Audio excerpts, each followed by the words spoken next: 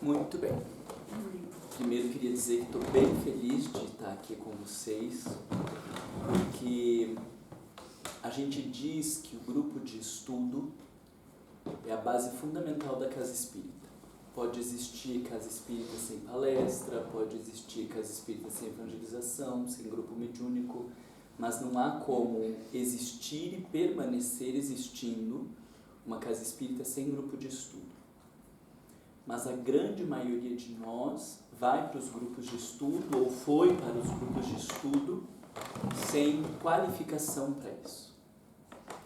Eu vou trazer alguns elementos para a gente discutindo, mas a frase de maior impacto para mim, que Kardec usa num texto de educação, que eu vou compartilhar depois com você, ele diz assim: faço tanto caso de um educador que não tenha conhecimento de educação, como de um médico que não tenha conhecimento dos remédios que prescreve. Então ele está dizendo que quando nós estamos num lugar de educação, e isso é um coordenador de grupo de estudo, um palestrante, em qualquer grupo, e não temos conhecimento de educação, nós somos comparados na palavra dele a um charlatão que se diz médico e prescreve medicação sem conhecimento de causa. Isso para mim é gravíssimo, a colocação que ele faz, e infelizmente nós temos repetido isso. E aí eu e Maria estávamos trocando algumas ideias a respeito de novos grupos, de novas possibilidades, e acabamos pensando nisso. Então nós vamos ter 8 encontros para poder trabalhar 2 horas em cada um desses encontros até o final de janeiro, para podermos trabalhar o que é esse aspecto educacional, o que difere de uma palestra, o que exige-se para ser um coordenador de grupo de estudo, ou o que seria esse educador que nós estamos ou nos colocamos ou gostaríamos de nos colocar nesse lugar. Parece bastante tempo, mas vocês vão ver que no final de 8 encontros temos muito mais perguntas do que quando começou, porque começou com bem poucas perguntas e a gente vai ter muito mais perguntas. E é óbvio, né, já sei disso, que 8 encontros não é suficiente para a gente dizer, pronto, agora nós temos um coordenador de grupo de estudo formado, porque vocês vão ver que isso é um processo que não termina nunca. Mas acredito que 8 encontros é um tempo bom para nós trabalharmos vários elementos a respeito da educação. Porém, existem algumas questões que nós não vamos trabalhar aqui, porque há uns 15 dias atrás, ou talvez um pouco mais, nós fizemos um seminário, que foi num sábado, se não me falha a memória, sobre educação moral. Quem é que estava naquele seminário sobre educação moral? Nós estávamos já ouvindo a gravação. Isso que eu queria dizer. Quem não estava, tem que ouvir aquela gravação. Ela está no site do... Ela tá público. No Conan Doyle, no YouTube, também no nosso Facebook, eu acho que você pode ver o YouTube de lá. O Conan Doyle já está pública. Você mandou o link, mas quando eu acessei outras, aquela já estava. Algumas são privadas, mas aquela lá... Esse vocês têm que assistir, por quê? Porque lá nós queríamos trabalhar alguns elementos que nós vamos trabalhar aqui, mas não foi possível, porque a gente foram aparecendo outras demandas, outras discussões que antecedem as discussões que a gente queria. Então a gente não vai ter tempo de discutir alguns elementos, não vai ter tempo não, uma escolha, não discutir porque eles já estão lá e a gente parte do princípio de que vocês já têm acesso àquelas reflexões para a gente partir daquelas e aprofundar em termos do que é educação e depois mais ainda o que é educação moral, que vocês vão ver tem pouco ou muito pouco a ver com o que nós estamos fazendo atualmente. Essa é a minha maior crítica ao movimento espírita. Tudo o que Kardec trouxe a respeito de educação, o que ele já nos ensinou a respeito de educação, não é aplicado no movimento espírita. Nós usamos métodos e nós temos um funcionamento dentro de uma lógica educacional que contraria a proposta de educação dele. Então, para mim, isso é uma situação muito grave. E por isso, quando a Maria falou, eu disse, dou um jeito, né? Porque eu não vim aqui para ficar fazendo um monte de atividades, eu quero estudar inglês, não queria estar me enfiando dentro do centro espírita, já estou desde os 12 anos enfiado todo dia no centro espírita, saí do meu país para esquecer um pouco disso e vim me enfiar dentro do centro espírita aqui, porque acho que esse é o elemento mais importante dos centros espíritas, entende? Mais importante é entender o que é esse aspecto educacional, porque a gente está vivendo uma contradição, a gente está querendo ensinar Kardec, a gente está querendo falar do Espiritismo contrariando tudo que ele falou enquanto método educacional. Vocês entendem que, ó, eu acho que é uma afronta, assim, não dá para dizer que ele está se revirando no túmulo, igual a gente usa a expressão, porque a gente sabe que Kardec não está no túmulo, que a gente acredita em vida após a morte. Mas se a gente não acreditasse, a gente ia dizer, se ele visse o que a gente faz, está revirando no túmulo. Você já ouviu essa expressão? Não? A pedra que está em cima do túmulo dele é muito pisada. É sempre difícil. Então a gente tem um percurso que parece longo, mas vocês vão ver que não é longo. Precisa assistir os vídeos antes. E o que eu vou fazer aqui com vocês? Ao mesmo tempo que nós vamos trabalhar os temas dentro de uma lógica que a gente falou de formação, é como se eu fizesse algumas paradinhas e vou explicando para vocês o que eu estou fazendo. Porque eu não poderia dizer, gente, olha, não dá pra gente ficar usando um monte de PowerPoint, ficar fazendo um monte de citação, e eu tô aqui com PowerPoint, dizendo, ó, não use PowerPoint, não, né? Seria completamente contraditório estar fazendo um negócio e dizendo. Então, a gente vai tentar aqui viver o método que Kardec pressupõe, que Kardec fala. E aí, o que eu vou fazer? Eu vou fazendo umas paradinhas para explicando por que a gente está fazendo isso, por que a gente está fazendo aquilo, por que a gente não está fazendo aquele outro. Só existe um elemento que a gente não conseguiu organizar, o que a gente não vai conseguir trabalhar, que é o tamanho do grupo. Esse grupo, em termos de método, ele contraria a proposta. Nós estamos em 2, 4, 6, 8, 10, 12, 14, 16, 18, 21, com mais 3 para chegar a 24 pessoas. Isso contraria o método educacional, porque 24 pessoas, vocês veem que a gente fica longe um do outro, a gente perde um caráter de maior proximidade. Num grupo grande desse, alguns se sentem à vontade de falar, outros não se sentem à vontade de falar. A gente não consegue dar espaço para todo mundo, isso aqui não funciona legal. Não existe nenhum autor que diga assim, tem que ser isso e é unânime que deveria ser essa quantidade de grupo. Mas da minha experiência, do tempo que eu venho estudando educação, a gente estabeleceu 10, no máximo 12 pessoas num grupo, que é um espaço que permite a gente ter um pouco mais de proximidade, capacidade de reflexão, e eu digo que esse 10 a 12 é onde ninguém se apaga no grupo, porque aqui vocês vão ver que depois que a gente passa desse 12, são algumas pessoas que aparecem. Então vai ter uns 5 ou 6 que falam mais, e são as pessoas que aparecem, o resto se apaga. Quando a gente tem um grupo de 10 ou 12 pessoas, não dá esse espaço de ninguém se apagar. Todo mundo faz parte do grupo. Vocês entendem isso que eu estou falando? Só que, se a gente fosse fazer 12, a gente achou que seria um pecado, tendo em vista a quantidade de casas que nós temos, de poder colocar um pouco aqui, um pouco ali, e acabamos fazendo um número, mas já pressupondo que a gente ia ferir um pouco a proposta, tendo em vista esse número de pessoas, tá? Então, essa é a primeira explicação. Um bom grupo que vá trabalhar com educação moral, com uma proposta educacional que transforme pessoas, pressupõe um grupo pequeno de 10, 12 pessoas. Tá bom? Então, o que nós vamos fazer agora? Eu fazendo um parênteses para vocês entenderem. Nós vamos fazer uma apresentação. Mas aí agora eu estou explicando por que a gente faz a apresentação. Poderíamos cada um falar seu nome. Isso é uma apresentação? Responda para mim se é ou não é. Cada um fala seu nome. Cada um falar o nome e idade. É uma apresentação? Nome, idade, salário. É uma apresentação? Nome, idade, quanto tempo que está aqui? Entendem que existem 1000 possibilidades de apresentação. A primeira questão é por que a gente faz a apresentação? Para se conhecer uns aos outros.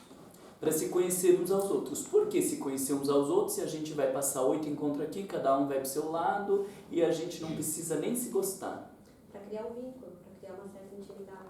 Criar um vínculo e uma intimidade. Por que que precisa criar vínculo e intimidade? Ou seria bom criar vínculo e intimidade? Para estimular a empatia. Por que que seria bom estimular a empatia? Troca de experiências. Para ter uma troca de experiência, para ter um pouco mais de confiança. Mas por que ter confiança? Porque acreditar naquilo que a pessoa diz para você, talvez. O vínculo vai favorecer, né? Porque se a gente odeia a pessoa, a gente já fica buscando todas as vírgulas que não cabem. Então favorece o processo de aprendizagem no bom vínculo. Eu acho que é para trazer para perto, né? Eu sinto, quando você apresenta, já não fica mais tão distante. Você meio que aproxima. Para achar pontos em comum.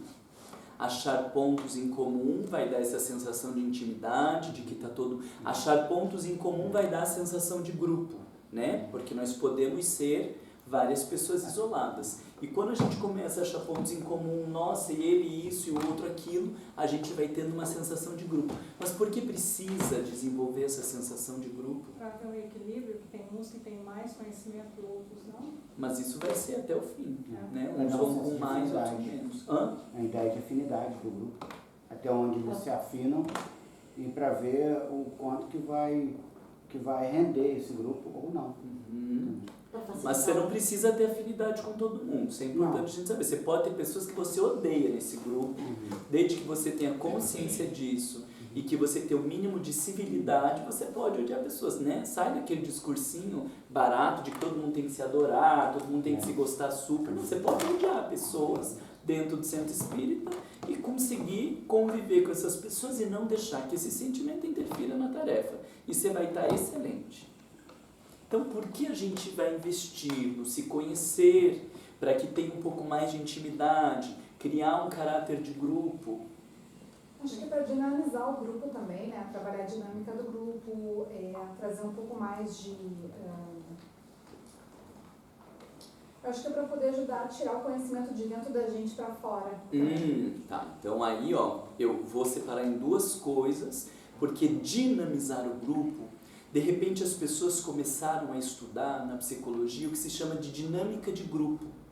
E aí começou uma palhaçada no Brasil de que todo grupo de estudo você tinha que fazer uma dinâmica. E isso vinha como proposta educacional. Uma dinâmica de grupo por encontro.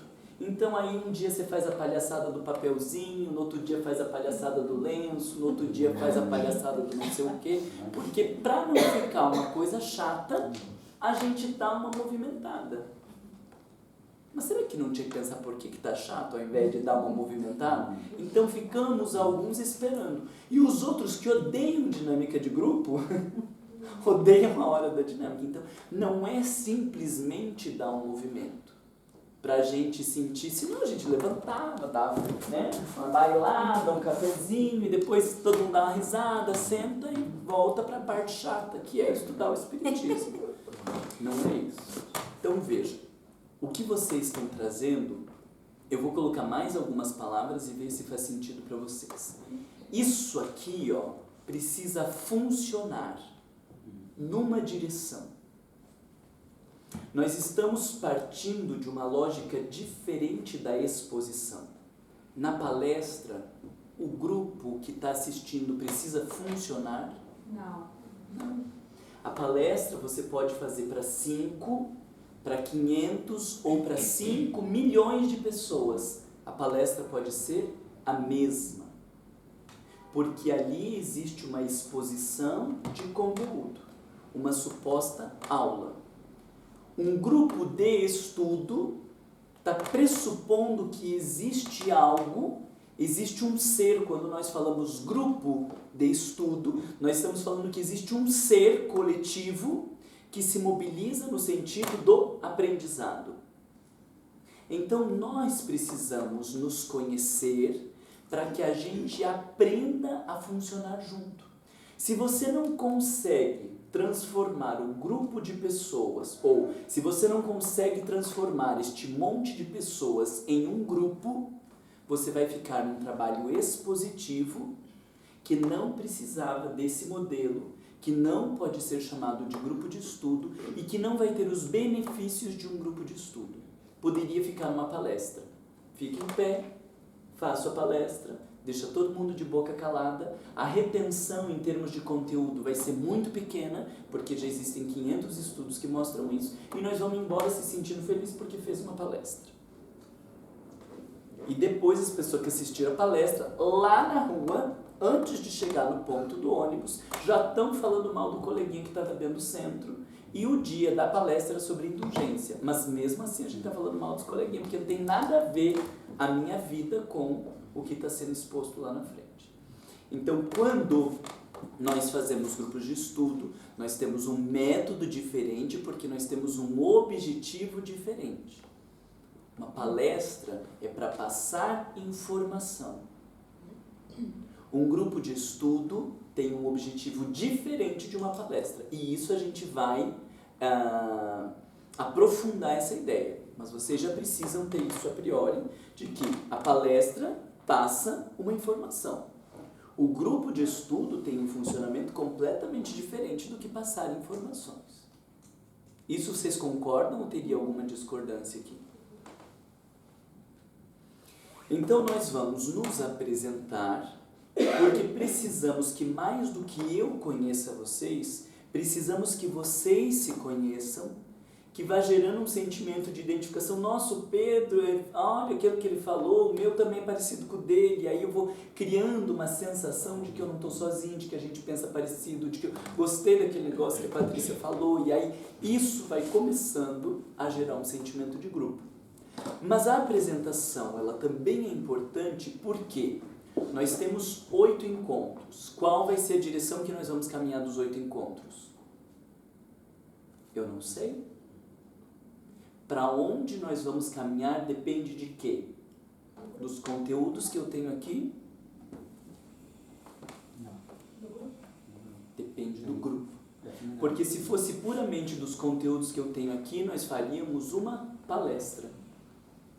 E alguns vão guardar 10%, outros vão guardar 15%, talvez tenha umas almas nobres que guardem 20%, um super acima da média, 25% do que foi falado.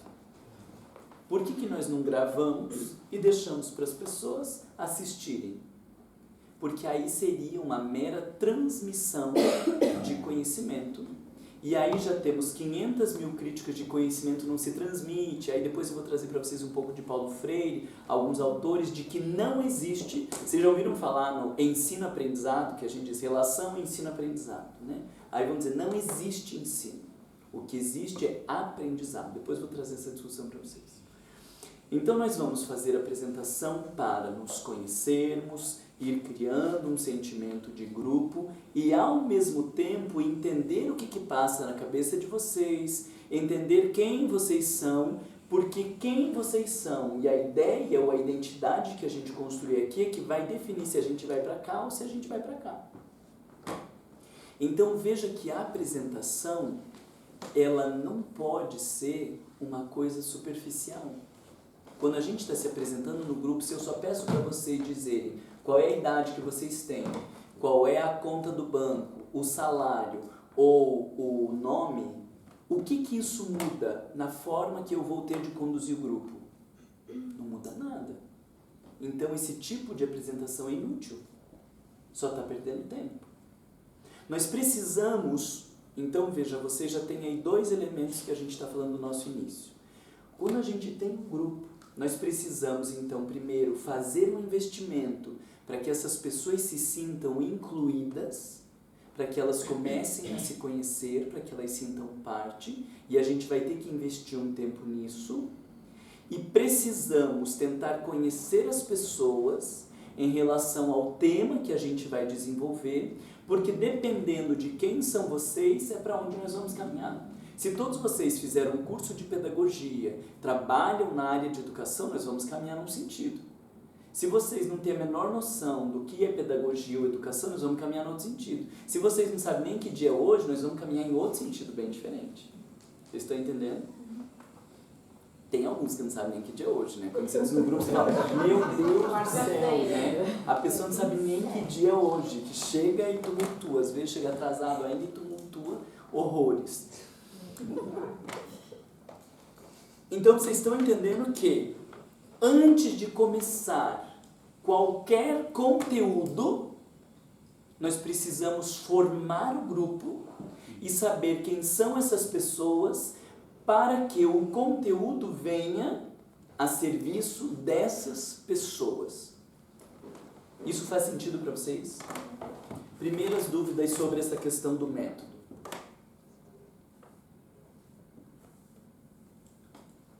Nenhuma, vocês não estavam nem prestando atenção. Não, só para prestar atenção. Quando você fala nos apresentarmos, aí nós iremos falar mais de quem a gente é ou daquilo que a gente está procurando com isso? Eu vou propor uma pergunta para vocês na apresentação de vocês, né?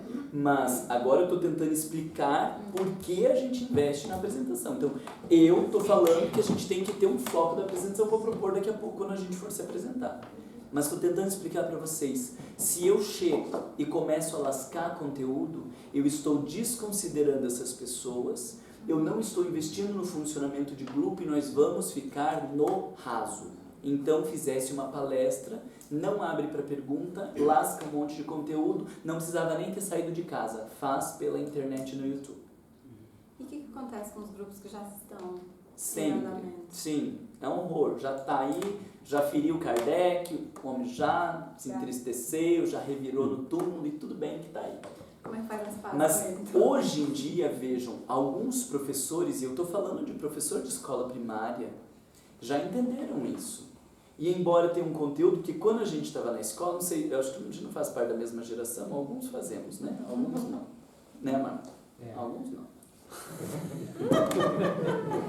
A professora chegava lascando conteúdo, interessa o nome, ela colocava o nome dela lá no quadro, porque o nome dela é importante para você saber. E só. Ele se entregou. E só. Só colocava lá o nome e pronto, porque não interessa quem são os alunos, ela vai dar a mesma aula, porque ela tem aquele conteúdo para passar. Hoje em dia, os professores que têm um pouco mais de estudo sobre educação, já investem. Esses tempos eu estava conversando com uma professora, ela disse, Marlon, eu invisto os 3 primeiros dias, às vezes a primeira semana de aula, em atividades onde você possa conhecer os alunos, entender quem eles são, qual é a história deles dentro da escola, quem que está traumatizado com o ano passado, em que temas, em que matérias, porque quando eu entendo quais são esses alunos, aí eu consigo trabalhar melhor com eles. Então parece que você está perdendo uma semana de conteúdo, mas já descobrimos que você ganha muito mais lá para frente, porque esse grupo vai operar diferente daquele primeiro. Então, quando nós falamos de um grupo de estudo, se você ficar preocupado com a quantidade de conteúdos, é óbvio que vai aparentemente ter menos conteúdos. Mas se o conteúdo fosse importante, você só dava o livro para as pessoas lerem. Não precisava vir aqui. O conteúdo não é o elemento mais importante. A gente vai discutir isso. Então, você, em todos os grupos que a gente vai começar, a gente precisa fazer um investimento para que as pessoas se conheçam e para que elas comecem a estabelecer relações mínimas. Não quer dizer se gostar, estabelecer relações mínimas, você nunca vai fazer, vamos se abraçar agora, vamos, segura na mão do colega, olha no olho dele, diz por que você está aqui. Não faça isso. Você não faça isso, pelo amor de Deus. Diz pro teu amigo que você ama. Eu estou dizendo porque eu já passei essas palhaçadas. Você nem conhece a pessoa, você tem que segurar na mão e diga, eu te amo, eu te aceito. Como que virou aquela coisa do Ho'oponopono, que virou uma palhaçada? Eu te aceito, eu te perdoo, eu te amo. No início do grupo de estudo, pelo amor de Deus, não faça um negócio desse.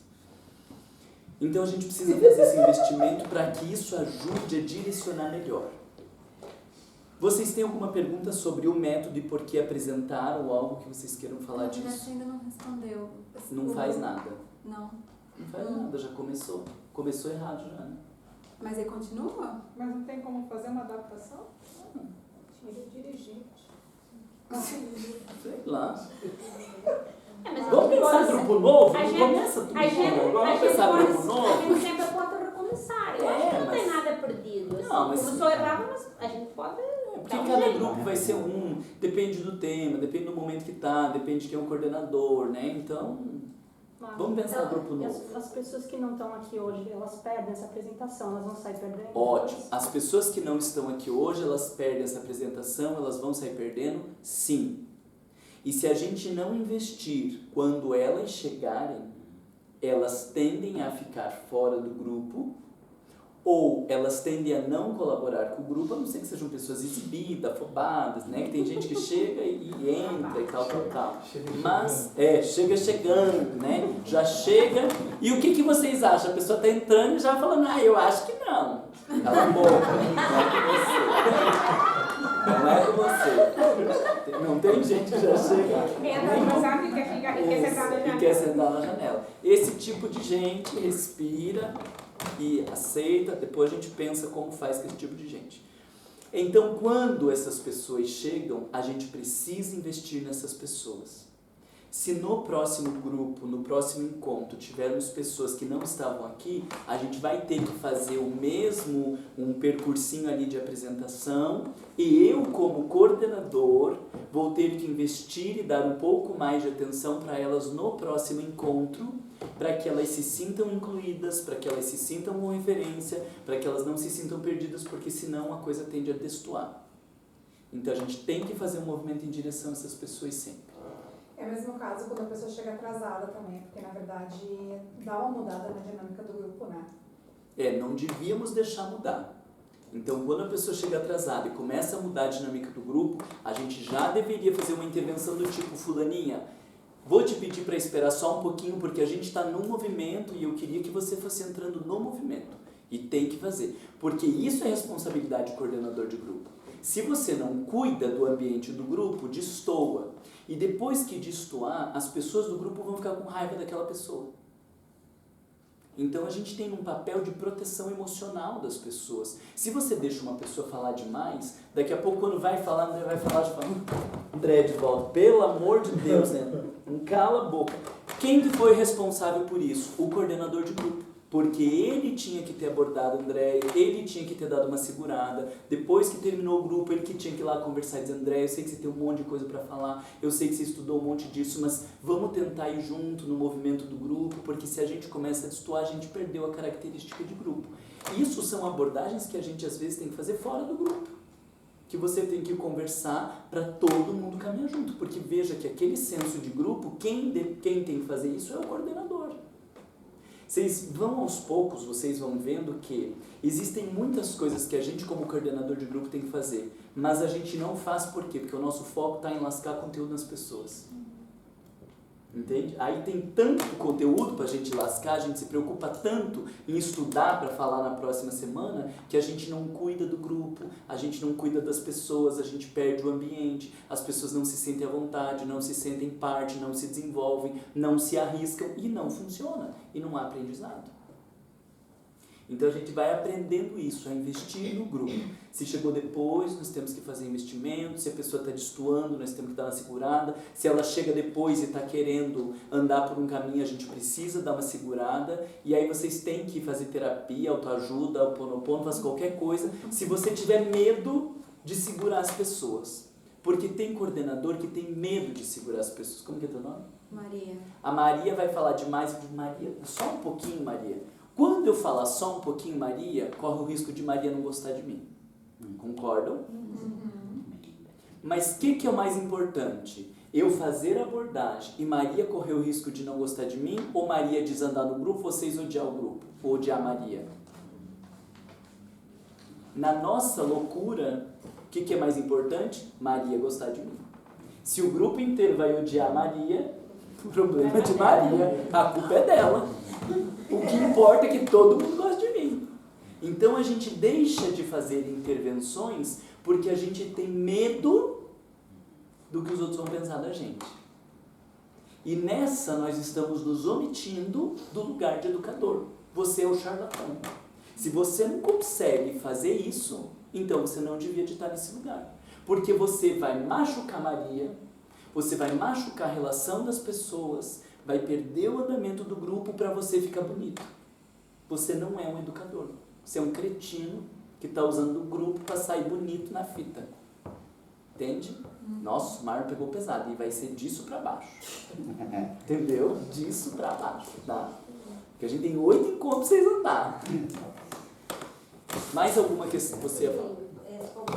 Por exemplo, em grupos de estudo que se estudam temas específicos, vamos dizer, o Evangelho segundo o Espiritismo, como criar esse vínculo com as pessoas? Porque num grupo, mesmo que seja 10 ou 12, um vai ter um conhecimento, o outro não vai ter nada. Como é que o educador, aquele que tenta passar, porque por mais que a gente tente adaptar, mas é o Evangelho segundo o Espiritismo, o grupo de estudo é para isso, como é que você faz? Tá, mas eles têm o mesmo propósito.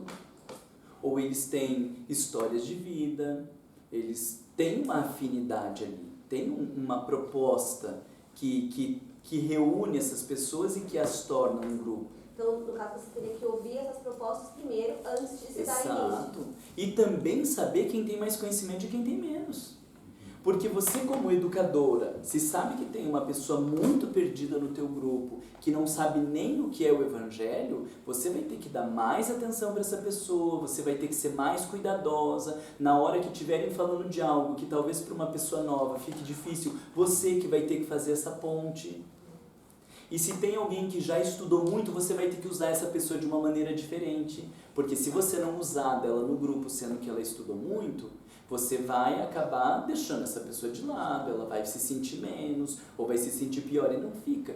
Então, eu preciso ter uma noção do grupo para saber como manejar. Quem eu preciso dar mais atenção, quem não tem hábito de leitura. Então, por exemplo, se a gente está fazendo um estudo de uma obra, eu preciso saber quem tem hábito de leitura e quem não tem, quem lê antes e quem não lê, quem já leu o Evangelho e quem não leu, quanto tempo que é espírita, porque a forma como o que eu sei dessas pessoas vai dizer como eu vou conduzir o grupo diferente. Por isso que 24 pessoas é muito ruim, porque não tem como a gente investir nisso, e se você está ali com 10, 12, você consegue, com 2 ou 3 encontros, pegar coisas muito importantes. Mano, e na realidade aqui nós vimos que um grupo, por exemplo, de estudo do Evangelho tem uma rotatividade de pessoas enorme. Muitas vêm, 1, 2 meses desaparecem, vêm mais 2 ou 3 vão. Como é que se faz uma situação dessas? E isso aí, o nosso problema é porque nós estabelecemos grupos anuais. Então veja, a minha pergunta seria, por que se estabeleceu grupos anuais, se nós temos grande rotatividade? Quem que estabeleceu grupos anuais? A escola. Mas a escola é obrigatória, não tem rotatividade. A criança entra, paga ou não paga, seja como for, a maioria das crianças fica até o final do ano. Então, a escola funciona por um período de 1 ano. Por que a gente está fazendo 1 ano? Se a gente tem alta rotatividade. Entende? A gente nem sabe por que a gente está fazendo 1 ano. Então, vamos a... Antônio? Aníbal, desculpa, Aníbal. Começava com A e N, né? Aníbal. Então, por que a gente está fazendo de 1 ano se a gente tem rotatividade? Será que a gente deveria avaliar essa rotatividade, o período que as pessoas ficam? Talvez a gente descubra que deveria fazer temas em 2 meses. Então, será que a gente não poderia dividir um estudo do Evangelho em propostas de começo, meio e fim de 2 em 2 meses? Já que a nossa rotatividade... Não, a gente está vendo que a nossa rotatividade gira em torno de 4 meses. Então, será que a gente não deveria fazer em torno de 4 meses? Isso é caminhar em direção ao nosso grupo. E como é que a gente faz com as pessoas que não se preparam e não estudam? Digamos assim, tem um material e aí a gente propõe para ser estudado nessa semana, mas aí tem pessoas que se preparam, estudam, releem, anotam e vão preparadas, e outras que não vão. Já vamos chegar lá, porque isso é mais pra frente quando a gente vai falando de método de abordar o conteúdo, né? Porque quando você diz, vocês leiam em casa, para vir você está fazendo um método, você está usando um recurso. Não necessariamente isso é o jeito do grupo funcionar, né? Então a gente precisa pensar quando que esse recurso é válido. Entende? A pergunta é antes. Esse recurso só é válido para grupos onde predomina o nível de autonomia. Onde não predomina a autonomia, esse recurso não é válido. Acho que é por isso também essa apresentação, né, Marco? Que a gente apresenta para criar esse entendimento de como que vai ser o método, para criar um atrativo. Sim, porque se eu sei que as pessoas, a maioria das pessoas tem um grande nível de autonomia e estudam, opa, vamos trabalhar com essa coisa de cada um ler para vir aqui discutir. Mas se o grupo não predomina um nível elevado de autonomia, eu vou ter que encontrar outro método. Porque senão eu estou desconsiderando o grupo. E, gente, aqui vocês já estão vendo assim, quando eu desconsidero o grupo, eu acredito que a culpa é de quem? Das pessoas. Então, nós criamos uma proposta de um ano inteiro e as pessoas ficam entrando e saindo. Entende que a culpa fica das pessoas. As pessoas não leem. As pessoas, entende? A gente estabelece uma estrutura e diz assim, quem não se adequa a essa estrutura é um problema, atrapalha, né, prejudica o grupo. Não! A pergunta antecede, que é, por que a gente estabeleceu essa estrutura? Porque se você estabelecer uma estrutura que vá ao encontro daquele grupo, não vai ter esse tipo de conflito. Mas quem que determina a estrutura? O suposto educador, que não é educador. Porque se ele fosse educador, ele ia estabelecer uma estrutura a partir daquele grupo. Ele já está falhando no primeiro, né? Que é manter o foco, né? Ter um foco, o objetivo. Né? Para conseguir caminhar nessa direção. Então, a estrutura que desconsidera um grupo não é problema do grupo, é problema do educador. Porque ele não parou para pensar que essa estrutura precisava levar em consideração as pessoas. Talvez os grupos no Reino Unido, eles possam ter um perfil diferente dos grupos no Brasil, na Itália, talvez o grupo no interior, o pessoal não tem uma rotatividade tão grande, porque todo mundo mora na mesma cidade, ninguém muda, não tem uma vida chata, não chega em lugar nenhum, não tem festa, tem nada, e aí todo mundo vai todo dia. Opa! Então aqui nós temos um perfil diferente. Agora, será que numa cidade grande, né, com tanto concerto para ir, com tanta coisa para assistir, na sexta-feira, o que vamos fazer? Vocês entendem? Até o dia da semana deveria ser pensado. Por que vai fazer na quarta, ou vai fazer na sexta, ou vai fazer no domingo, domingo de manhã, de tarde, de noite? Tudo isso tem que ser pensado a partir do quê? Do grupo. Tá? Mais alguma questão sobre esse processo do começar, conhecer o grupo? Eu queria que vocês entendessem que nós não perdemos tempo. Aparentemente a gente perde tempo em termos de conteúdo. Mas esse conteúdo que perde agora, ele cresce exponencialmente quando você transforma esse aglomerado de pessoas num grupo.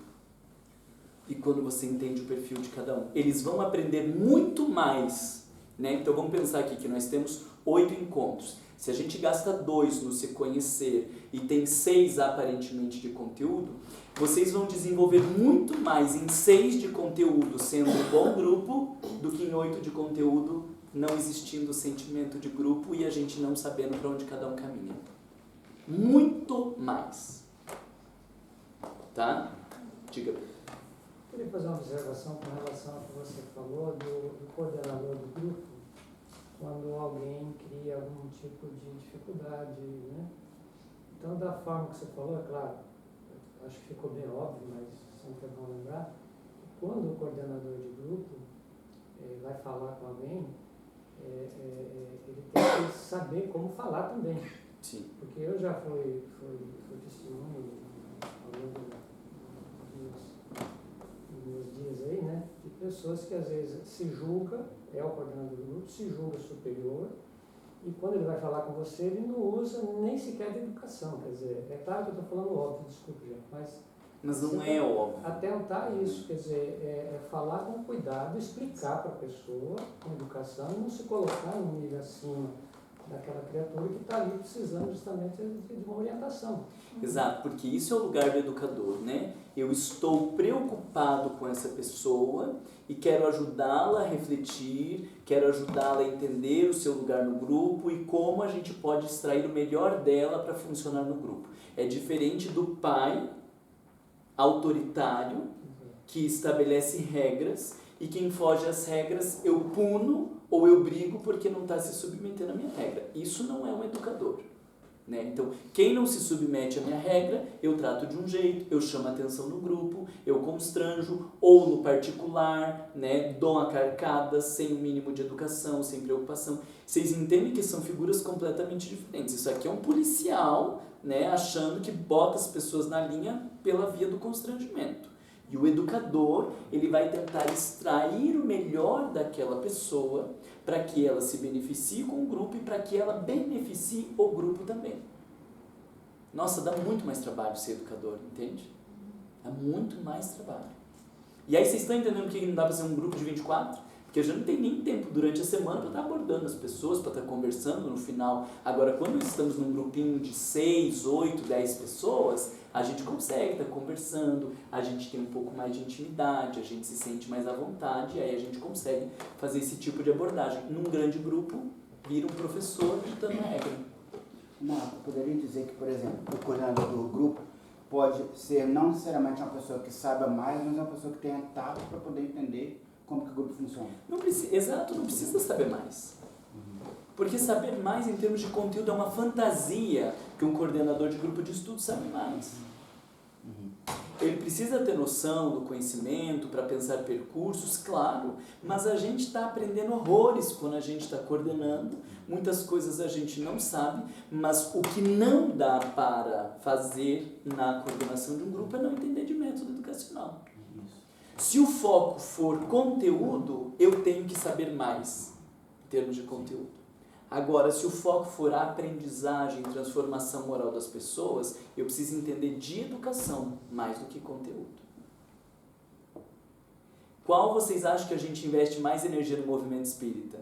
Conteúdo. A gente acha, veja, nós estávamos ali, eu tive que sair bem nesse momento, mas nós estávamos lá na federação fazendo uma discussão, porque a lógica de formar coordenadores de grupo de estudo é no próprio grupo de estudo que forma o coordenador. Eu digo não. No grupo de estudo você trabalha conteúdo, mas formar um coordenador é uma arte. Isso que a gente está fazendo aqui, né? Algumas formações, isso é formar coordenador. Mas conteúdo não tem nada a ver com formação de um coordenador. Eu posso mediar maravilhosamente um grupo tendo menos conhecimento que a maioria das pessoas ali. Eu preciso ter noções do conteúdo, obviamente. Mas eu posso mediar o grupo sabendo referências e não tendo grandes conhecimentos. Porque o meu papel não é passar o conteúdo, o meu papel é fazer o grupo funcionar para que ele aprenda. Então eu preciso entender de manejo, eu não preciso ser dono do conhecimento. Para fazer palestra, manejo o conteúdo. Conteúdo. Para fazer palestra, você tem que ter conteúdo.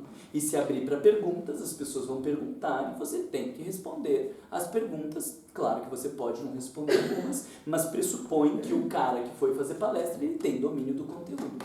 Vocês também aqui já começam a entender, fazendo um parênteses do parênteses do parênteses, que a gente deveria ter muito menos palestras no movimento espírita. Porque as palestras deveriam ser de quem? Dos experts. O cara estudou sobre perdão anos. Já estudou os aspectos filosóficos, científicos, psicológicos, não sei o que do perdão. Esse a gente vai sentar para ouvir uma palestra. Porque em termos de conteúdo, ele tem uma profundidade que a maioria de nós não tem. Ele vai trazer referências, vai trazer reflexões, perguntas que vão favorecer o nosso processo de aprendizagem. Mas a palestra, ela deveria ser dos experts. E não de qualquer um, porque a gente faz isso, né?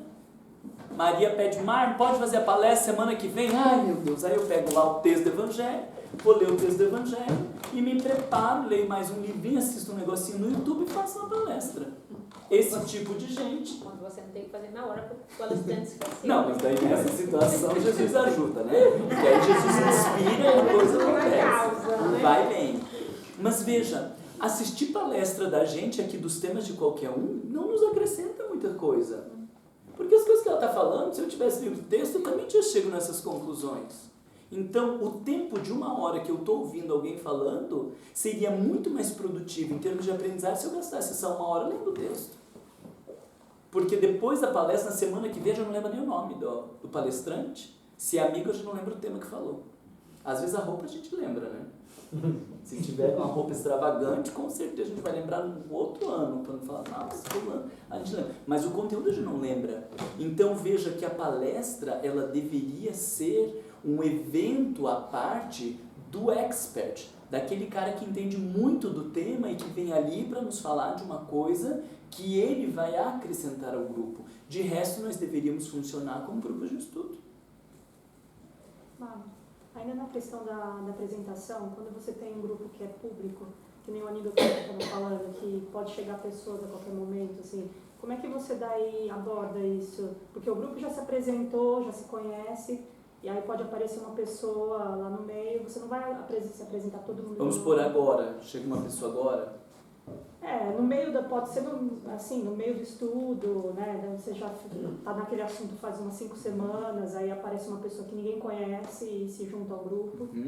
A gente vai precisar, ela é importante para o grupo, então a gente vai precisar acolher essa pessoa e a gente vai precisar situá-la nesse lugar. Vamos supor que agora chegue uma pessoa, né? Primeiro que a gente vai ter certeza, tem que ter certeza se ela sabe onde que ela está vindo, né? Se conhece, daí seria as nossas questões de recepção, grupo de acolhimento, outras coisas que a gente vai ter o tempo de discutir. Para quando ela vem para cá, nós temos que investir. E nem que seja um investir no dizer, fulana, ó, você está chegando agora, você é super bem-vinda, a gente está aqui no meio de uma discussão, nós já lemos o texto e estamos trabalhando isso aqui, vê o que você consegue acompanhar e no final a gente conversa para daí a gente amarrar o que tiver perdido aí.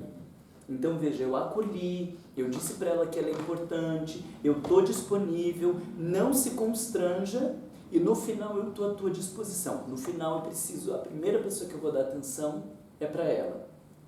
Antes do próximo encontro, eu vou ter que dar atenção para ela e dizer, olha, no próximo encontro, a gente já está no 5º encontro, mas pelo amor de Deus não se constranja.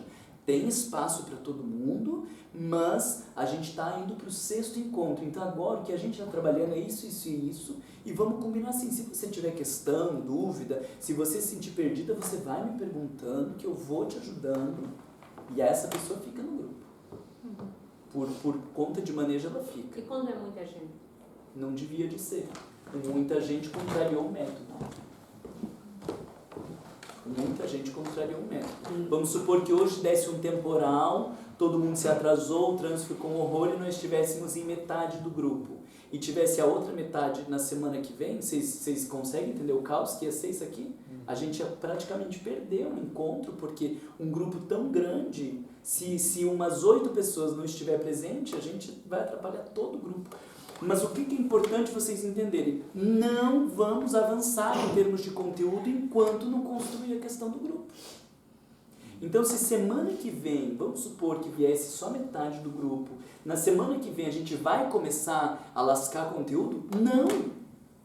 A gente já sabe que faltou muitas pessoas e eu vou ter que criar um outro jeito, com outras ideias da apresentação, que para não ficar repetido, eu vou arrumar outras estratégias pedagógicas para que o grupo se conheça, para que se aproprie, para que não fique uma cara de repetição de quem veio semana passada. Então vai ter que ser outro tema, outra forma de discutir, mas enquanto não criar esse senso, não dá para ir para frente, porque se for, vai capenga e em termos de desenvolvimento vai sair prejudicado.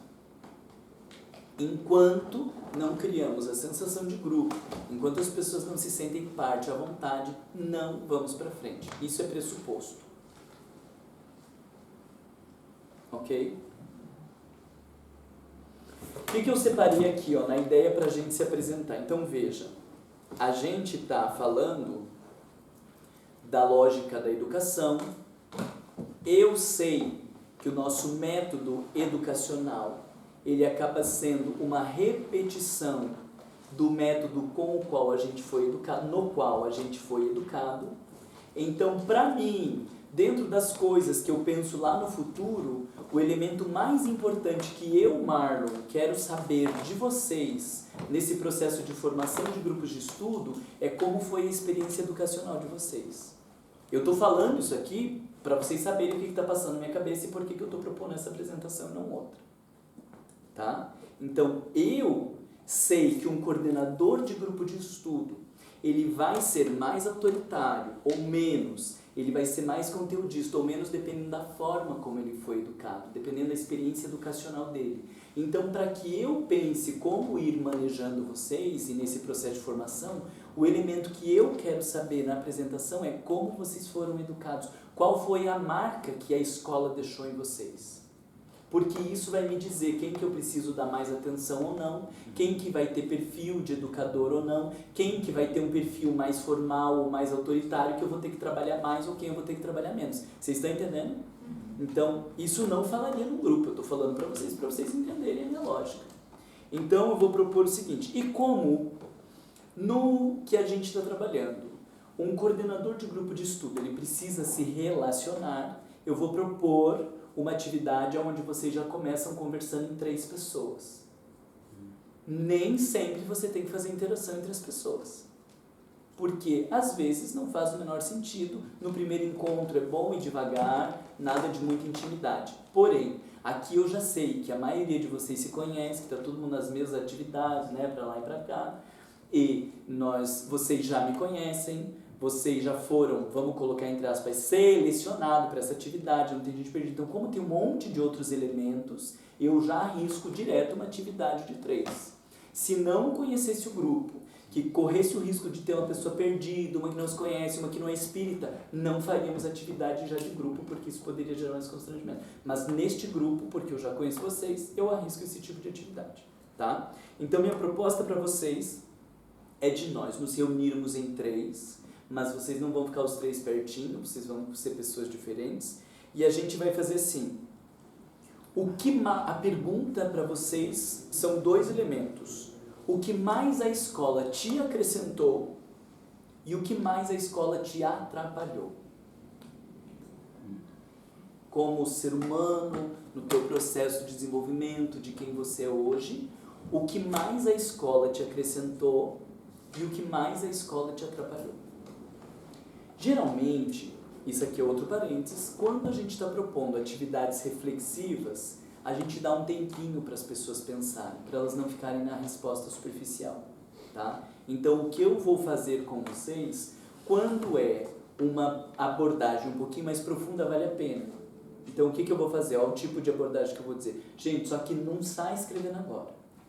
Primeiro, dá uma paradinha, respira fundo e deixa vir na tua mente lembranças da experiência escolar. E aí, dentro dessas lembranças que vão te vindo, tenta pegar o que você acha que mais te marcou, no aspecto positivo e no aspecto negativo, ou o que mais te acrescentou e o que mais te atrapalhou. Não pense em resposta bonita, não pense que você vai ter que ficar falando para todo mundo. Essa resposta é importante para você entender qual lugar de educador que você se dá aí dentro. Então, é importante como um movimento de conhecer como eu vou me desenvolvendo como educador. Então, aproveita aí 1 minutinho para você respirar um pouco mais profundo e deixar vir algumas memórias à tua cabeça de como foi a escola, de como foi o processo de educação, de qual lugar que isso ocupou na tua vida, para depois a gente poder conversar um pouquinho sobre isso. 1 minutinho para você pensar.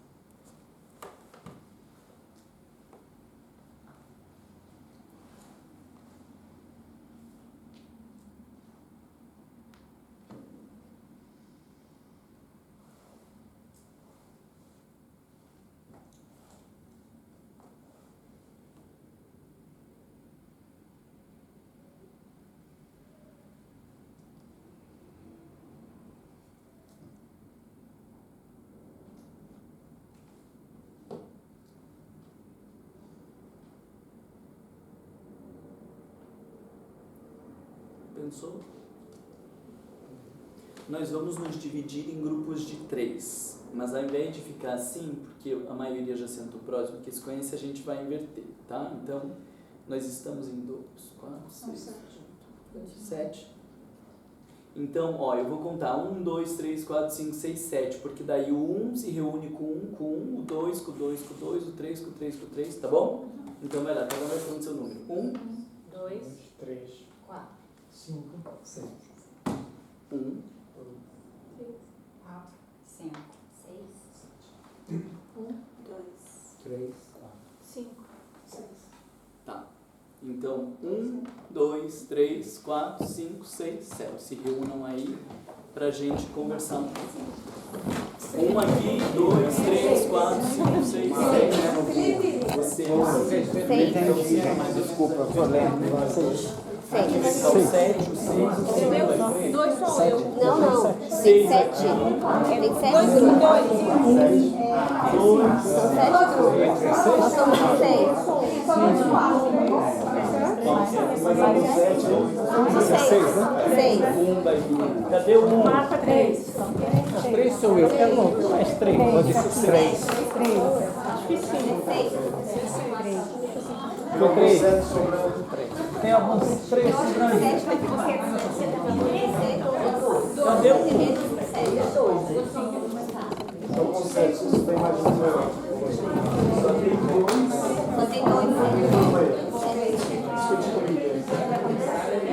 Já pode começar?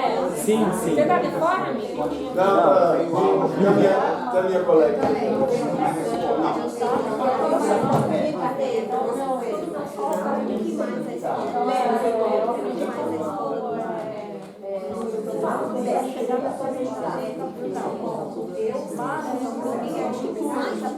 Ó, dá uma paradinha só um segundinho para vocês entenderem o método. Propôs grupo, o que faz o coordenador? Fica agora batendo papo com alguém, atrapalhando o grupo? Não, tem que passar em todos os grupos para ver se as pessoas entenderam e depois está dando um apoio, tá? Então não é a hora do coordenador agora e bater papo e tumultuar. Tem que passar para ver se todo mundo entendeu, porque se alguém não entendeu, depois vai falar o que era errado, as pessoas se constrangem. A gente fez tudo errado, não era isso então. Então isso é responsabilidade tua, tá?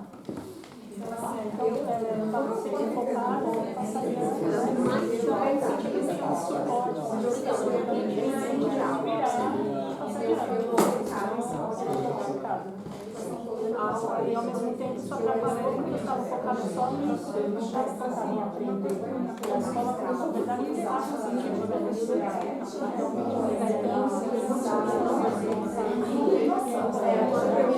O foco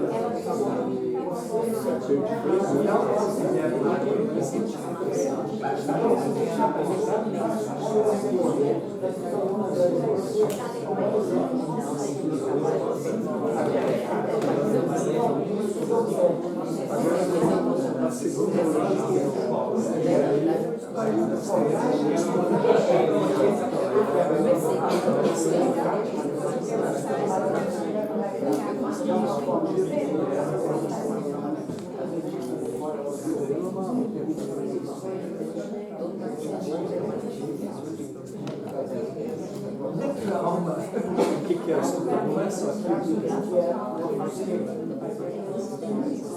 Os temas eu não terminei. Já peguei um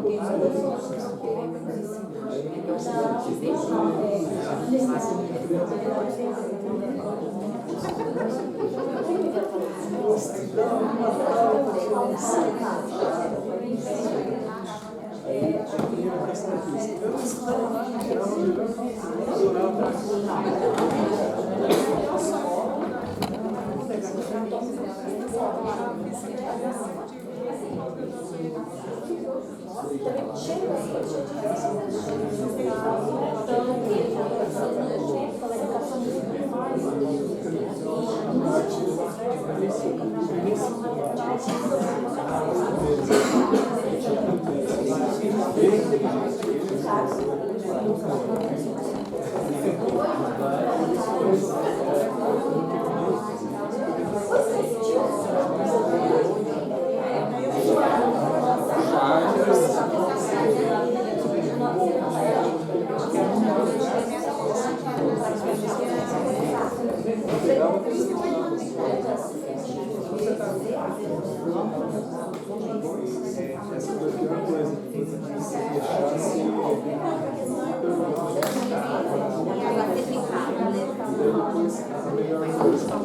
Quem terminou, vamos voltando.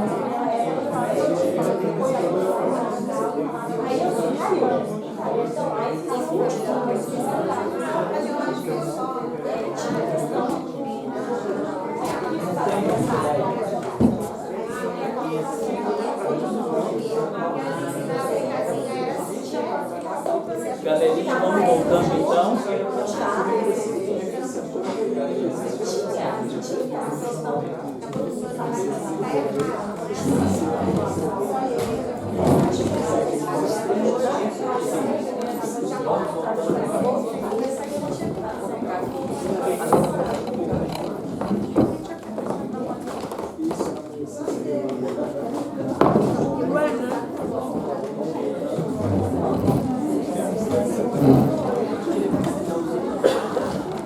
Como você vai fazer para você não segurar isso mesmo? Porque o que ela falou foi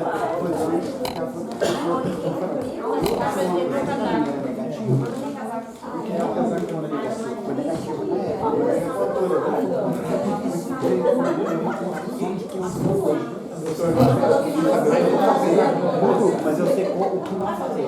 Mas você vai querer que você diga da mulher assim? Eu não sei, porque eu não sei se eu mudaria o sentimento dela. Não, claro que eu não mudaria. Mas vale Porque o que aconteceu com você foi um despertar. Mas não é alguém te falando que vai mudar esse sentimento.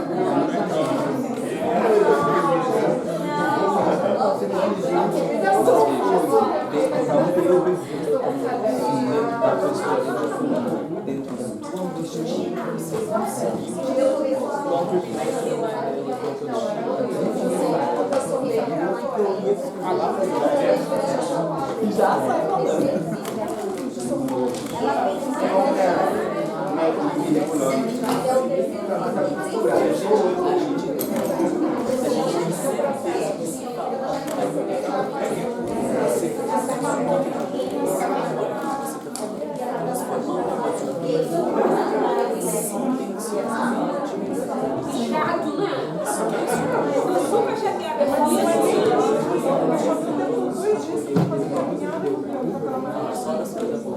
ou não, ou de repente não foi se transformar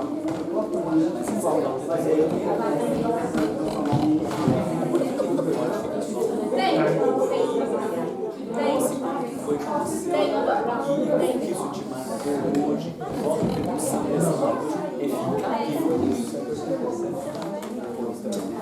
depois, que bom, eu tenho. Ok.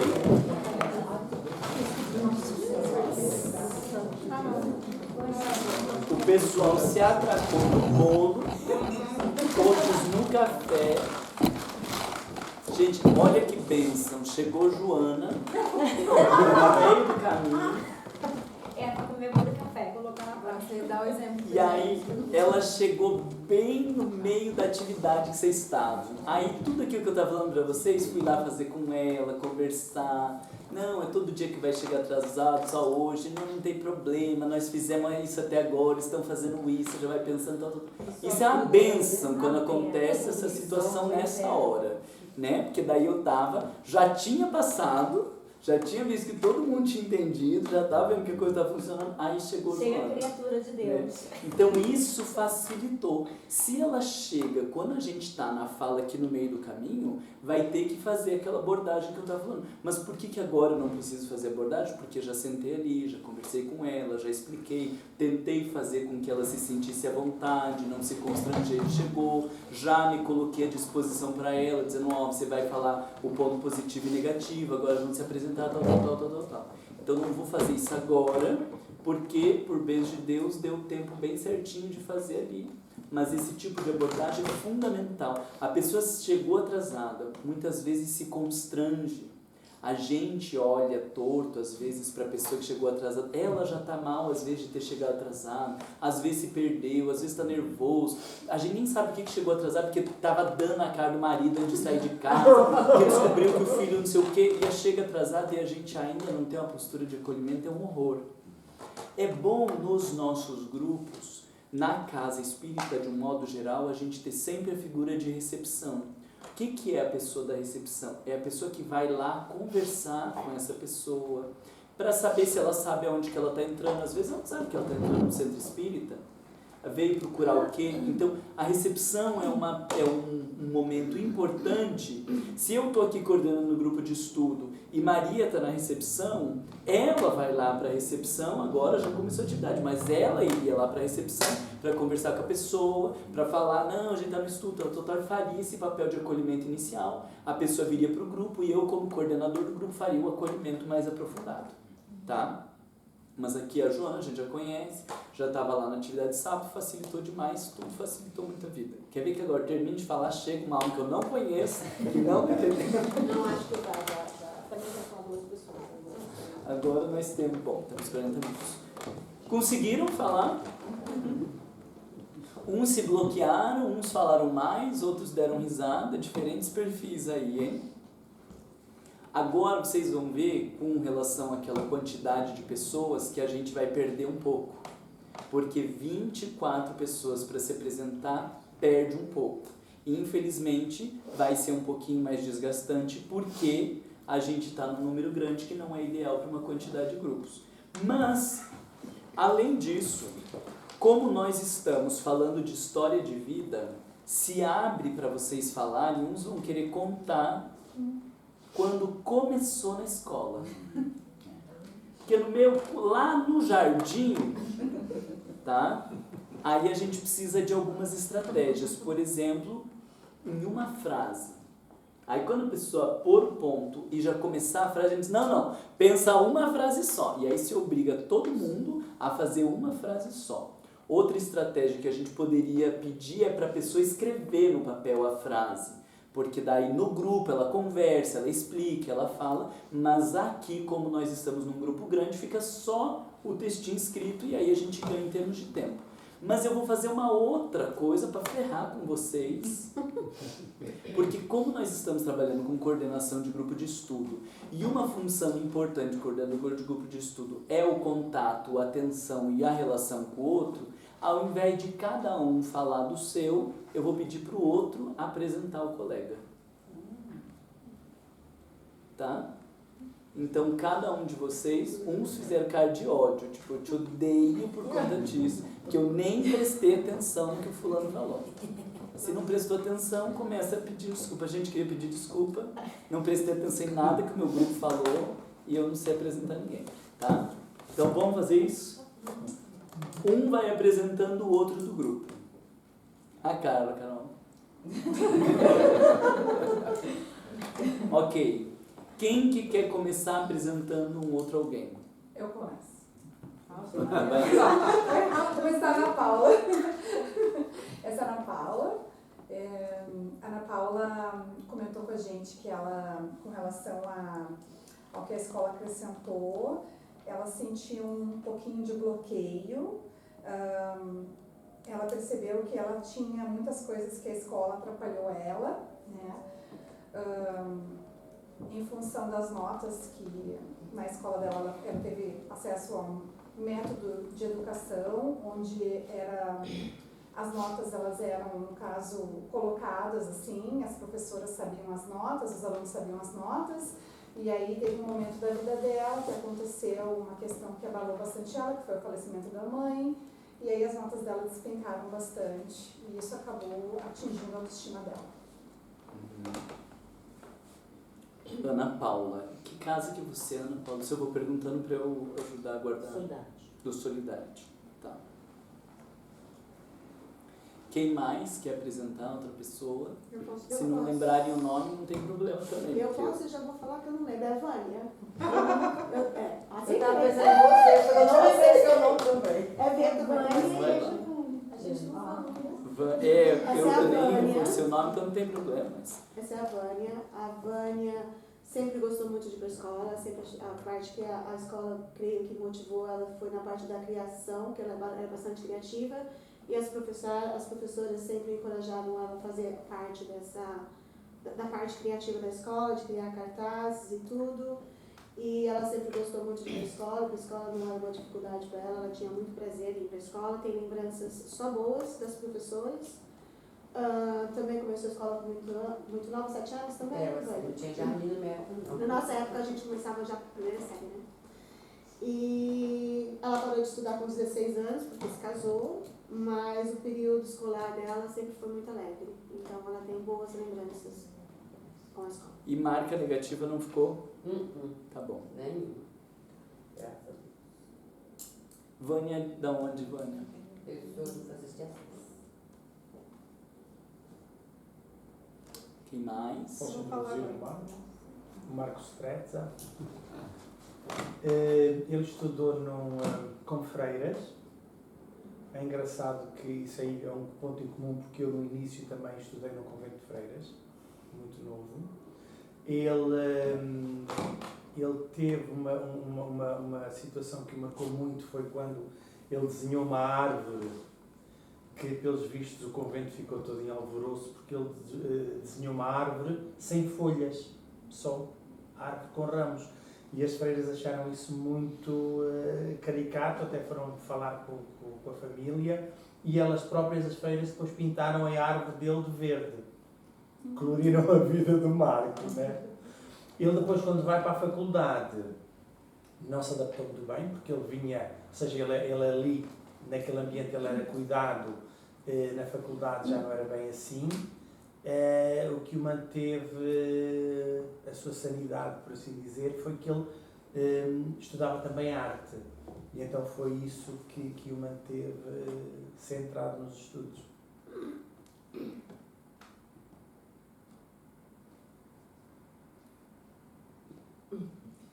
Eu vou falar, bom, meu grupo foi um grupo muito gostoso de trabalhar, mas a Mariana me marcou bastante, porque nós tivemos o mesmo estilo de vida. Quem que é a Mariana? Mariana também. E o Erlon foi o outro, Erlon, né? É a outra pessoa do grupo. E o que ela me marcou foi assim, nós três viemos de família bem simples, né? E só que ela teve o lado positivo da escola, que eu não tive, né? Tanto que o que foi acrescido para mim, eu deixei em branco.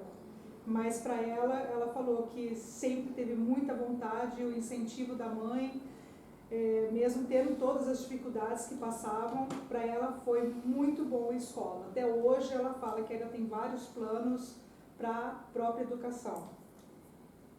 E de atrapalhar, assim, ela foi o problema de ter que cuidar dos irmãos e não poder participar das atividades extras escolares, que é de uma viagem, de um passeio que a escola coordenava e que ela não podia porque ou tinha que cuidar dos irmãos ou não tinha dinheiro para poder fazer. Então, não foi propriamente dito a parte de educação, mas uma parte social.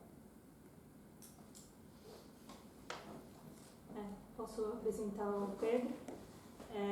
Ele, na época que ele foi, estudou, a educação era bem diferente, era bem mais rígido, mais repressor, mas o que acrescentou foi que ele aprendeu bastante disciplina, respeito e valores assim, de conduta. Ao mesmo tempo, ele aprendeu também como não tratar as pessoas, né?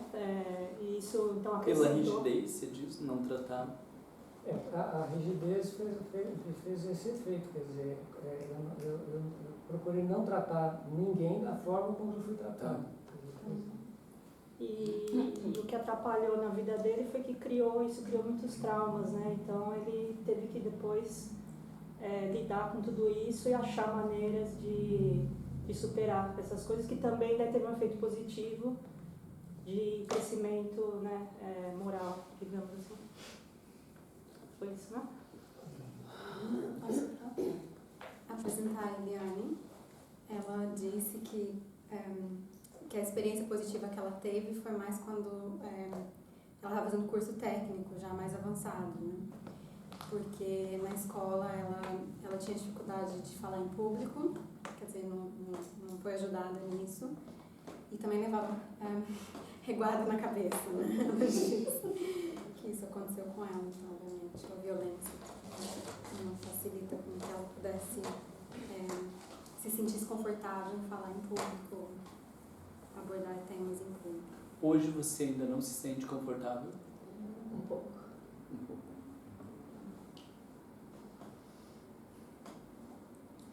E positivo ficou algum? Eu acho que o positivo ela falou foi mais da escola técnica, porque ela falou que o conteúdo era diferente, não sei se porque ela se sentiu mais familiarizada. Tinha mais atividades, mais coisas. Uhum. Mas como que daí isso te marcou positivamente? Do desenvolver teu potencial? Se dedicar mais ao estudo, assim. Daí pegar gosto?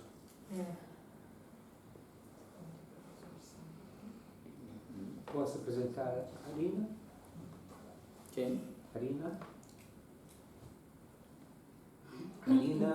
ela estudou metade da vida dela em São Paulo e depois a outra parte da vida dela foi na Bahia. Então teve uma mudança de ritmo escolar e de educação muito diferente de um lado e do outro. O aprendizado sempre foi grande da parte dela, mas a maneira do trato dos professores, da educação, era totalmente diferente. São Paulo era mais aberta, mais tranquila e mais eficiente. E na Bahia ela teve um trauma porque as professoras eram muito mal educadas e até xingavam os alunos. Então ela ficou muito traumatizada com esse período. Que fique registrado quando tá gravando, que a gente tá falando mal, dizendo que todo professor baiano é mal educado, nada disso, né, Nina? Não. Eu já achei até que você ia dizer que chegou lá, e daí a pessoa falou, minha princesa, seja bem-vinda. Tô de volta. Corra não, Foi assim. Corra não. Chamava de cabeça de vaca, estão pedidos na sala. Ai, tá. A partir de que idade que daí foi isso? Não, isso foi da 4ª série em diante. Ah, então foi bastante. Período do ginásio, bem atuado. Que mais, Marco? Tem mais alguma coisa? Eu acredito que o aprendizado foi bom, de Foi bom. forma positiva e muito Em criativa. termos de conteúdo foi bom, as duas partes. Ótimo. Quem mais? Posso apresentar a Carol? A apresentação dela me marcou muito, porque ela falou que ela sempre foi muito rebelde. Ela estudou em um colégio católico e ela era terrível. Ela era daquelas que tinha canivete, atrapalhava, cortava, né, algumas coisas, parede, o que falava?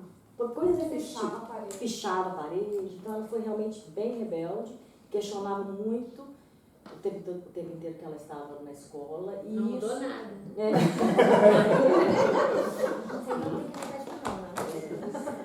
Então, mas foi uma coisa boa que aconteceu com ela, que me marcou por isso, porque ao mesmo tempo que ela falou que ela era rebelde, e eu fui justamente ao contrário, de aceitar as coisas, mas ela estimulou nela a ser autodidata.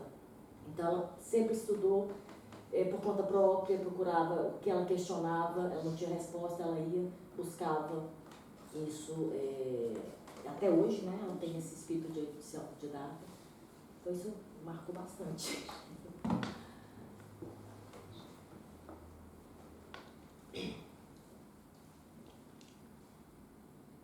É o tipo de pessoa no grupo que você vai ter que fazer vínculo e pôr a favor, senão vai fazer um movimento contra, né? Então tem que... Não, digo, esse tipo de perfil a gente já ouve e diz, tem que fortalecer bem o vínculo, porque se não tiver em sintonia... Quem mais? Se apresentar a Léa. A Léa estudou numa escola de freiras, teve uma disciplina bem rígida na escola, e de certa forma isso pode parecer estranho, mas isso facilitou para que ela seguisse o caminho que ela seguiu, que ela considera bom. De outra forma, ela também acha que a castração que ela teve não foi tão boa, porque ela privou ela de certas coisas que ela poderia conhecer na altura e foi conhecer bem depois. Mais ou menos isso. Da onde, qual centro que ela é? Francisco.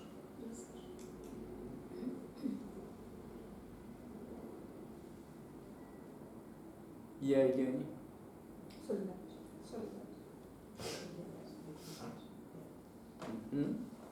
Quem mais?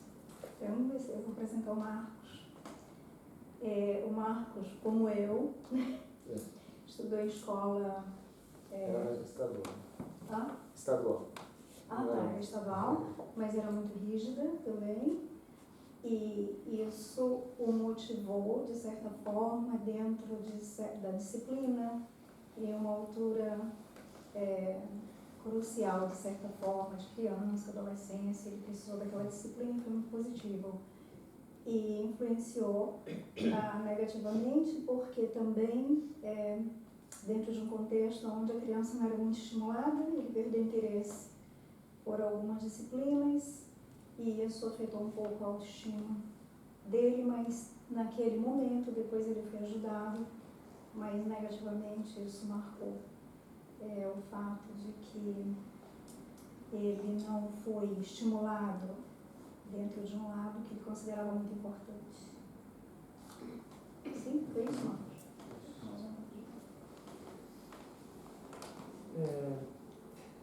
Desculpa, Mas isso não fala não olhei o nome dele. Cristiane, depois dos 30 é assim. Né? A Cristiane estudou no colégio de Freira também, né?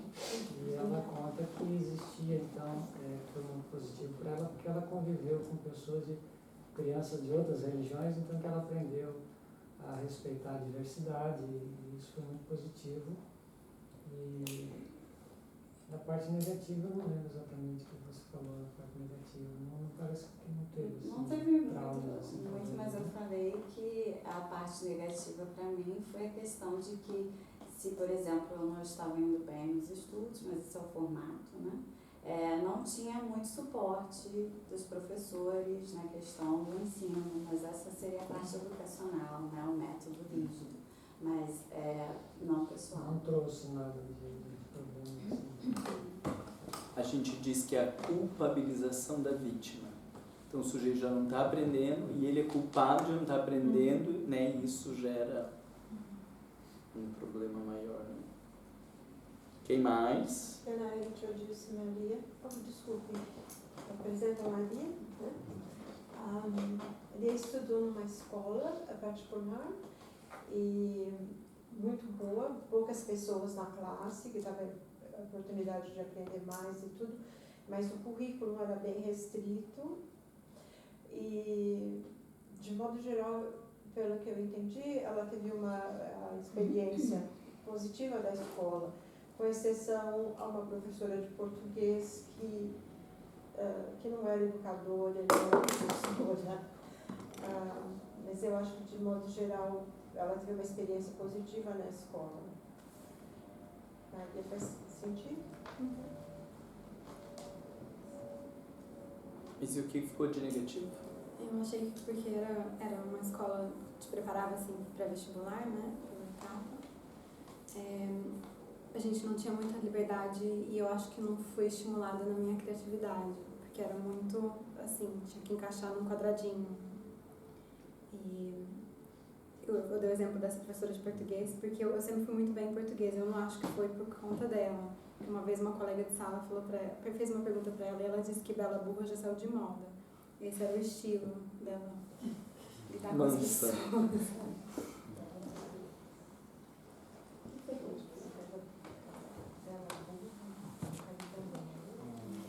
Quem mais? Apresentar. Não peguei o nome dela. A Silvia. Ela sempre disse que teve gostado da escola, né? Muito de estudar, não teve muito problema. A única coisa que ela falou que... matemática, né? Que ela nunca fosse muito boa na matemática, ela achava que era ela, até ela pegar um professor que foi que ensinou ela realmente como, né, estudar, fazer mais, foi que ela mais aprendeu. Tem mais alguma coisa que eu esqueci? Não, né? De negativo não ficou? Tenho experiência negativa. A única coisa foi com o professor, quando eu estava no segundo ano de escola, eu tinha o cabelo bem comprido e um dia ele puxou meu cabelo. Ele tinha mania de puxar o cabelo da gente e jogar apagador nas crianças, coisa abissada, não sei. Mas é uma pessoa, uma Daí pessoa. Eu pedi para minha mãe, eu cortei o cabelo Joãozinho, bem curto, para ele nunca mais ter chance de chegar perto de mim. E nunca mais, foi a única experiência que eu tive. Mas, de modo geral, a minha experiência na escola foi fantástica. Eu adorava ir para a escola, gostava de estudar, fiz poucos exames, porque eu tinha as notas bem rápidas. E eu não tinha muito problema, que eu tinha facilidade de aprender, então não era aqueles que os professores pegam no pé muito. Vou apresentar a Vivi. A Vivi foi muito cedo para a escola. E ela teve uma questão que ela precisou apresentar um trabalho e aí ela se deu conta, ela deu um branco nela na hora de apresentar e aí ela não teve o suporte da professora e a professora mandou ela sentar e falou que se ela não estava conseguindo apresentar porque ela não tinha estudado, o que não tinha sido o caso, isso criou nela um trauma e isso foi acompanhando ela durante algum tempo. Depois ela foi para o colegial e aí ela viu que estudar, de repente já tinha uma outra maturidade e aí ela viu que estudar era bom e ela acabou aproveitando. Então, esse lado positivo que ficou.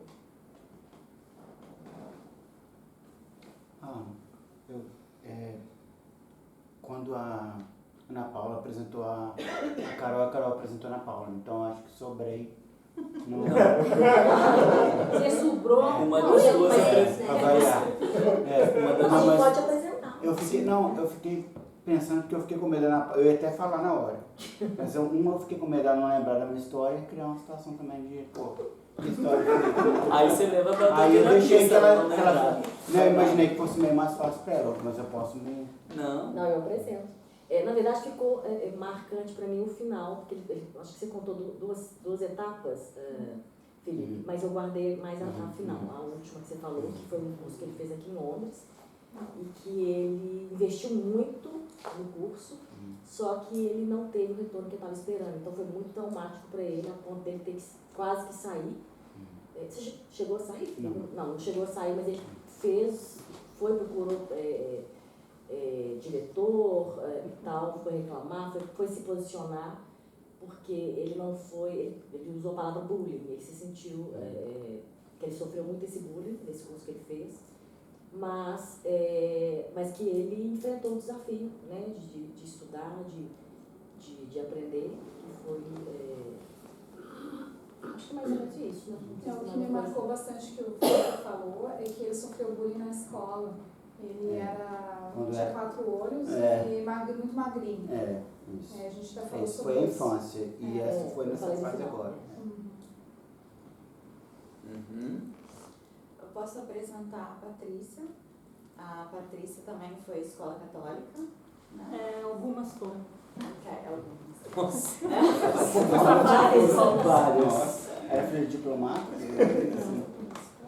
O que ela achou positivo é que ela acha que isso ajudou a desenvolver-se no sentido de atingir uma meta através do próprio esforço, porque nem sempre ela tinha o apoio dos professores, então isso incentivava ela a chegar onde ela queria, que era passar de ano, que era aprender e tirar boas notas, e isso ela acha positivo para a vida dela.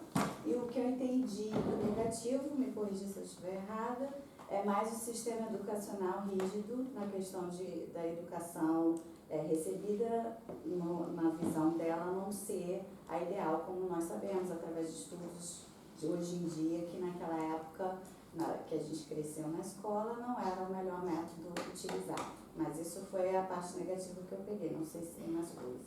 Mas assim, no sentido que o foco era passar de ano, né? Então, toda a minha estratégia na escola era passar de ano, fazer o mínimo possível que eu podia para passar de ano. Agora, aprender mesmo não era o foco.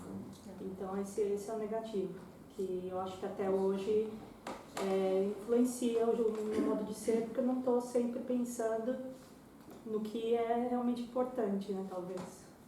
Eu acho que a Patrícia traz e marca muita gente, né? Porque a escola tem essa coisa de prova, para variar, se você absorver o conteúdo, né? Então você tem que, não é o que isso toca a tua vida, é provar que você guardou aqueles conteúdos, né? A Maria? Pode ir, vai. Ok, Maria, não sei se vou lembrar tudo, mas Preocupa, a Maria, ela falou que ela estudou na escola muito rígida, né? Nos primeiros anos de estudo dela, e que as professoras agrediam muito as crianças, né? Qualquer coisa, chegava a bater nas crianças, e isso marcou muito. Acho que foi o lado negativo dela, mas depois ela não estudou muito como eu, né? Não, acho que você não fez faculdade também, mas você gosta de estudar, né? Gosta muito de estudar e isso não atrapalhou, né? Eu gosto de estudar e eu vi aprender isso da adulta o quanto é bom estudar. Não porque eu não gosto de estudar quando alguém me obriga a estudar um subject que eu não gosto. Agora, se tem alguma coisa que eu gosto, aí eu faço com gosto. E acho que é a diferença de você estudar quando você é pequeno ou quando você estudar quando você é adulto, em que você tem a liberdade de escolha. Então, eu estudei muito pouco na minha vida enquanto criança. Em compensação, como adulta, eu estudei muito mais. Vou apresentar o Erno. A gente está estudando. Vou apresentar o Erno. O Erno disse que o que mais marcou ele negativamente, eu vou começar pelo negativo, porque ele disse que foi a experiência que ele teve na primeira fase dos estudos foi negativa, que foi muito o estigma de que, se você sabe, tem os inteligentes, tem o clube dos inteligentes e o clube dos burros. E ele, porque tinha dificuldade em certas coisas, foi colocado no grupo dos burros. Então ele sentia muita pressão também, por isso, por ter sido classificado, só porque tinha dificuldade em algumas coisas, e pelo fato de ter mãe, tia, professoras. Foi um fato comum que ele e a Andréia tiveram, professores na família. Mas que no estágio mais tarde da educação dele, quando ele já estava no segundo grau, já na faculdade, ele veio descobrir que existem várias, também mais amadurecido psicologicamente, ele veio descobrir que existem várias maneiras de aprender. E que o fato de que ele era classificado como burro naquela época não era nada disso, só porque aquele método de aprendizagem não era o mais adequado para ele. Mas depois, num momento mais tarde da vida dele, ele veio aprender que existem outros métodos de aprendizado no qual ele se enquadrou bem melhor. Então esse foi o lado positivo da escola. Ele viu que os horizontes dele se abriram à medida que ele foi percebendo que existiam outros métodos de aprender. Certo? Apresentar o Aníbal. O Aníbal, assim como o Marcos, estudou em escola de feiras. Foi tão sortudo, o mais diferente, eu acho que não teve nenhum aqui. A escola que ele estudava formavam professores, ou seja, os professores que davam aula para ele estavam ao mesmo tempo dando aula para os formandos. E acredito que a experiência foi boa, né, porque ele passou, e acho que trauma não teve nenhum, né.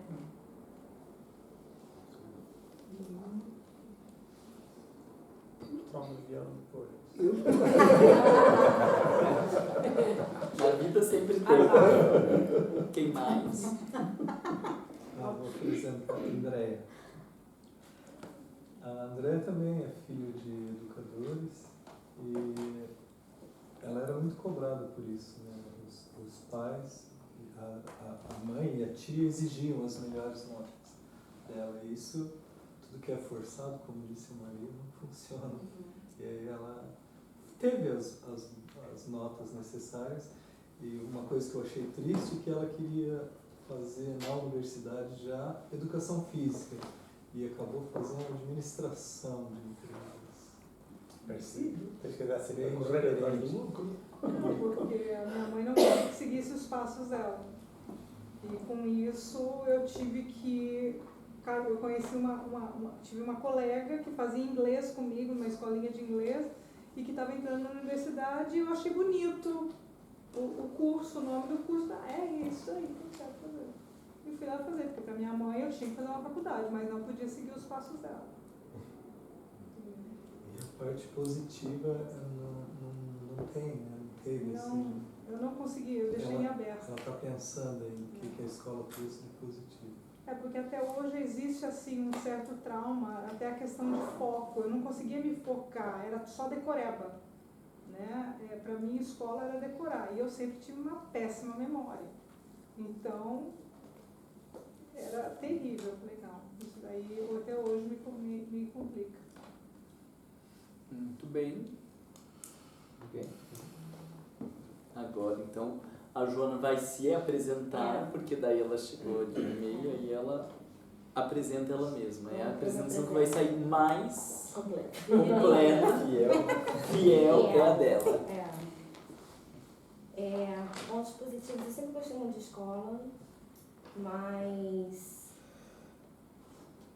muito questionadora e sempre do contra.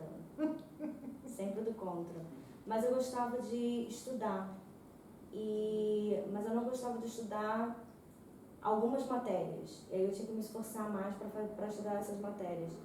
Quando eu cheguei no vestibular, foi um momento assim maravilhoso, porque eu peguei muitos bons professores e eles explicavam e eu consegui entender tudo, e as minhas notas eram muito altas. Eu me preparei bem para o vestibular.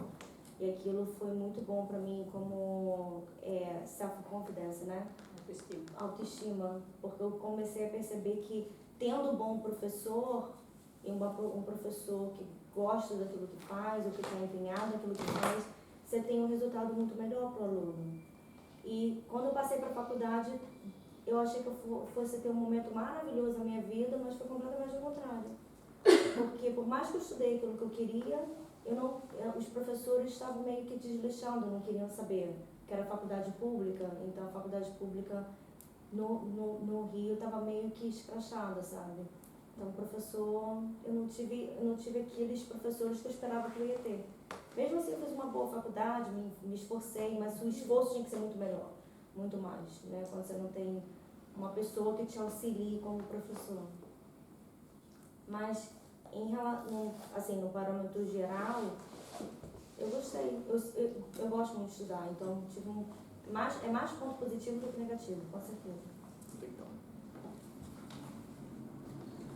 vocês vejam que, embora vocês estejam se apresentando, esse tipo de atividades ele já vai produzindo mais um monte de reflexões para a gente, né?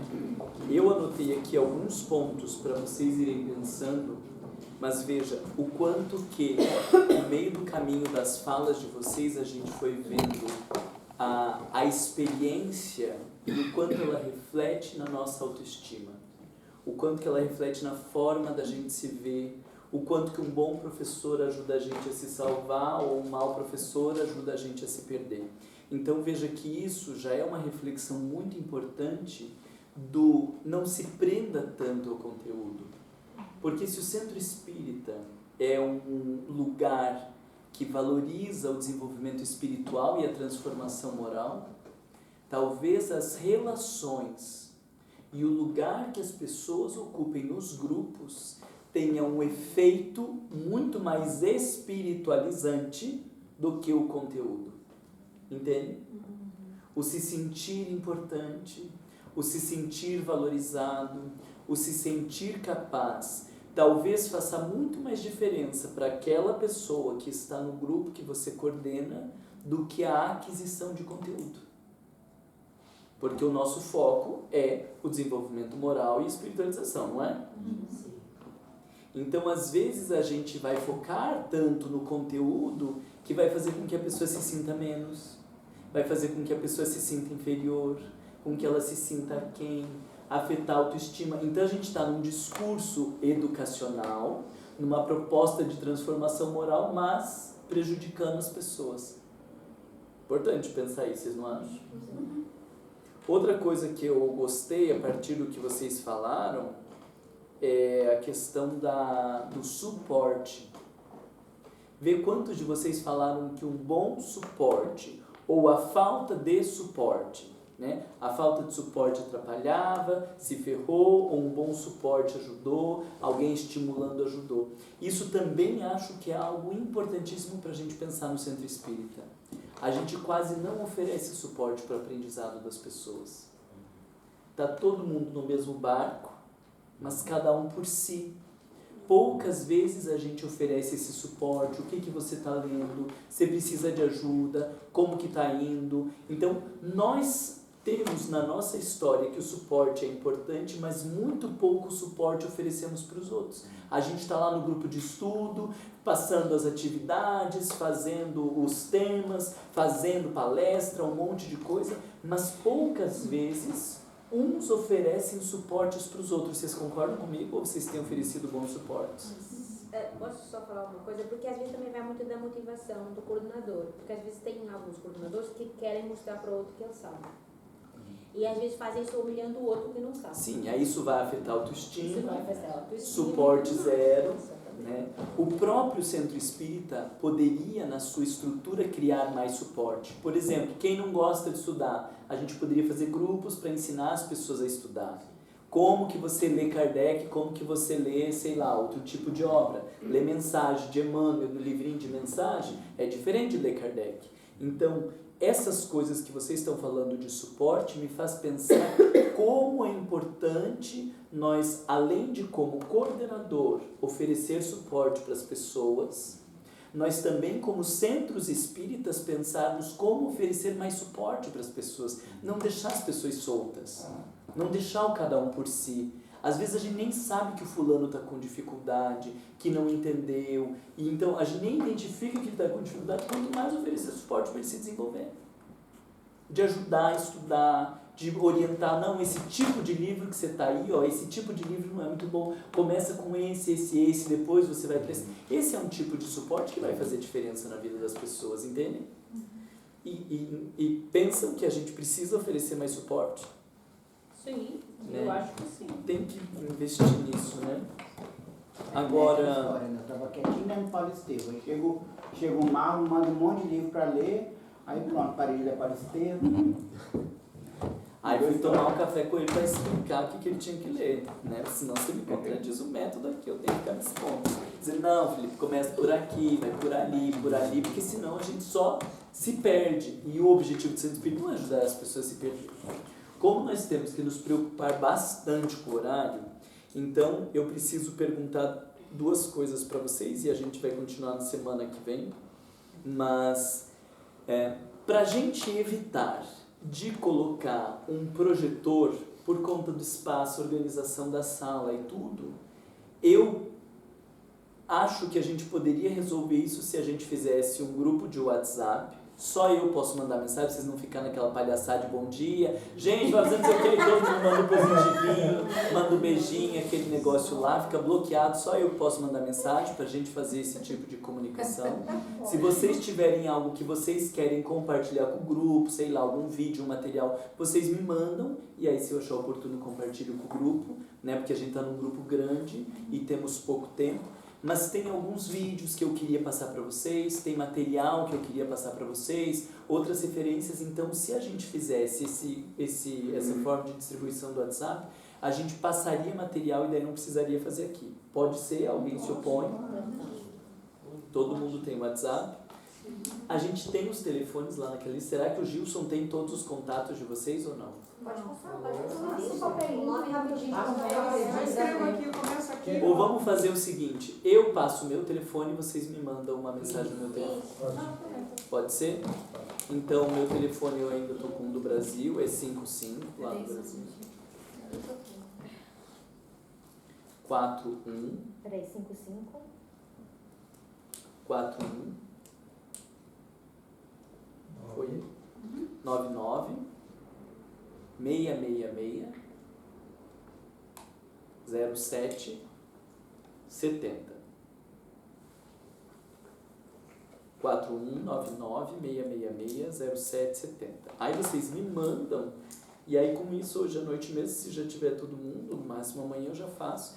Tem alguns vídeos muito legais, algumas coisas que a gente vai usar e a gente vai trabalhar um texto independente de quando e quanto, a gente vai trabalhar um texto de Kardec chamado Plano Proposto para a Educação, que é onde ele propõe uma revisão do modelo educacional da França. E a gente vai usar esse texto, então também, eu já estou falando porque alguns podem procurar e tal, ver se acha, mas isso vai ser a nossa principal referência, é esse texto, Plano Proposto para a Educação. Esse Tá? livro só tem no Brasil, por aquilo que eu entendo, né? Eu tentei comprar no Brasil, eu não consegui. Se a gente não tiver, eu dou um jeito. A gente já pensa um recurso É um aí, livrinho, ou trago as principais partes. É um livrinho pequenininho, Será que não se encontra mas PDF assim, online? muito bom, tá? A gente vai usar isso. Tem umas casas lá em Curitiba que já fazem assim, quando vai começar um coordenador novo de estudo, tem que estudar aquele livro. Eu já li 6 vezes esse livro e fico lendo mais vezes, sempre aparecem coisas importantes. É um texto que Kardec escreveu antes de Kardec, quando ele escreve ainda como pedagogo, quando tinha acho que 24 anos de idade. Então é um texto de 180 anos atrás, mas que faz uma crítica à educação que ainda serve para hoje em dia e bem importante que a gente vai usar. Para a semana que vem, queria que vocês pensassem ao longo da semana, porque a gente vai começar discutindo essa pergunta aqui. Como eu aprendo? Ouvindo. Então, por exemplo, a Maria fala, eu aprendo ouvindo, eu tenho que ouvir, daí eu aprendo. O outro vai dizer, eu tenho que ir anotando, se eu ouvir eu não aprendo. Eu queria que você pensasse, e se você nunca parou para pensar, que você prestasse atenção, como que você aprende.